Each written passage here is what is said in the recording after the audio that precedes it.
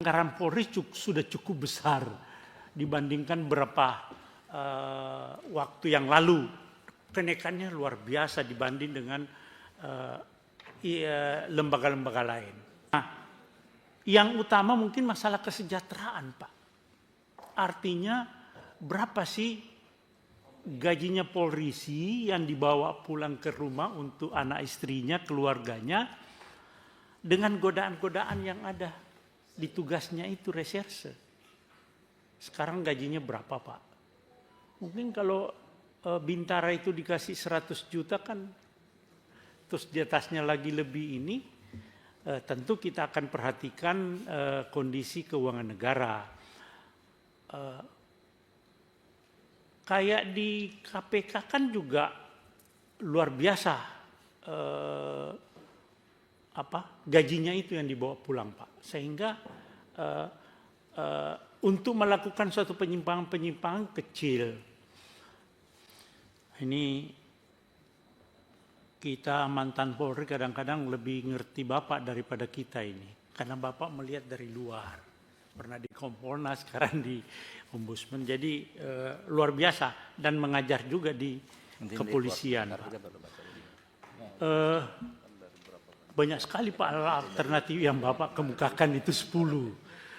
Tapi yang mungkin kami soroti itu pertama masalah pendekatan kompetensi itu, Pak, yang mungkin memang harus salah satu alternatif supaya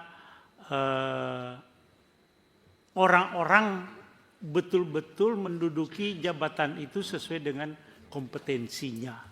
Nah, di polisi itu kan sebetulnya sudah ada untuk asesmen Polri di SDM sudah ada. Cuma memang belum maksimal, Pak, karena kadang-kadang yang di asesmen lain, yang mutasi lain. Ini saya kira perlu sistemnya ini perlu dibenahi lagi. Tapi yang perlu saya garis bawahi dan mohon penjelasan dari Bapak ini masalah tugas polisi ini kan memang khususnya reserse yang banyak memberikan citra negatif terhadap Polri itu antara gaji Polri. Bukan, sebetulnya kalau kita lihat Pak, sekarang ini anggaran Polri sudah cukup besar dibandingkan beberapa waktu yang lalu. Kenaikannya luar biasa dibanding dengan lembaga-lembaga lain, instansi lain. Saya pikir untuk penyidikan sudah lebih dari cukup. Kadang-kadang juga itu tidak bisa diserap uang penyidikannya itu, Pak. Sehingga kadang-kadang pada akhir tahun itu berlomba-lomba menghabiskan uang penyidikan. Nah, yang utama mungkin masalah kesejahteraan, Pak. Artinya berapa sih gajinya polisi yang dibawa pulang ke rumah untuk anak istrinya, keluarganya, dengan godaan-godaan yang ada di tugasnya itu reserse. Sekarang gajinya berapa, Pak?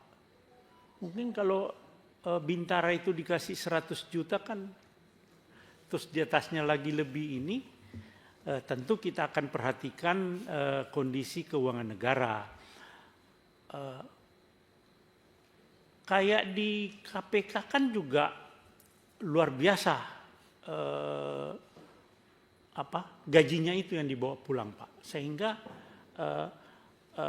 untuk melakukan suatu penyimpangan-penyimpangan kecil. Tapi apabila ada yang melanggar, mungkin harus dilakukan tindakan yang tegas. Itu, Pak. Tindakan tegas tetapi harus dibarengi dengan kesejahteraan yang meningkat, Pak.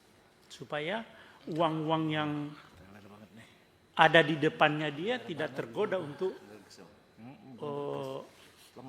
diselewengkan. Ini yang mungkin perlu kita berapa sih sebetulnya gaji polisi yang pas untuk saat ini kan sudah ada tunjangan kinerja tapi nggak ngangkat itu, Pak, nggak ngangkat saya lihat. ya meritokrasi juga itulah kira-kira, jangan sampai memang harus dibenahi ke dalam, terutama SDM juga nih Pak. Ya mutasi itu saja orangnya, tapi ada yang 5 tahun, 9 tahun, tidak mutasi-mutasi orang ini, padahal juga tidak ada pelanggaran, juga punya prestasi.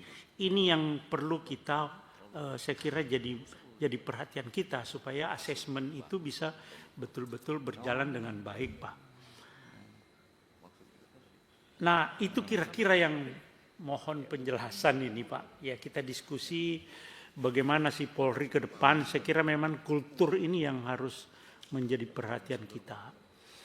Kalau yang Bapak sampaikan nomor 1 sampai 10 itu kan akan terkait dengan struktural juga nanti. Misalnya pengawasan yang harus jadi satu. Ini juga tidak efektif. Bapak di Kompolnas juga tidak efektif mengontrol reserse Pak. Di dalam juga enggak efektif. Ada Wasidi, ada Propam, ada ada Irwasum.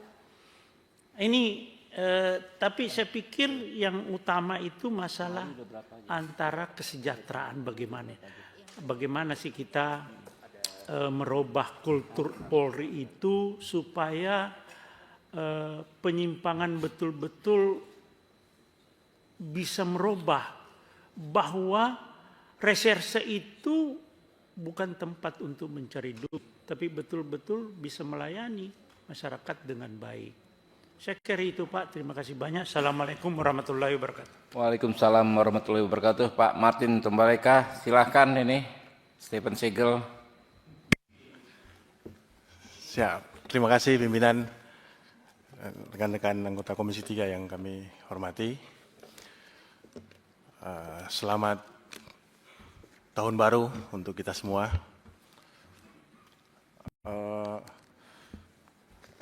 Saya tentu melihat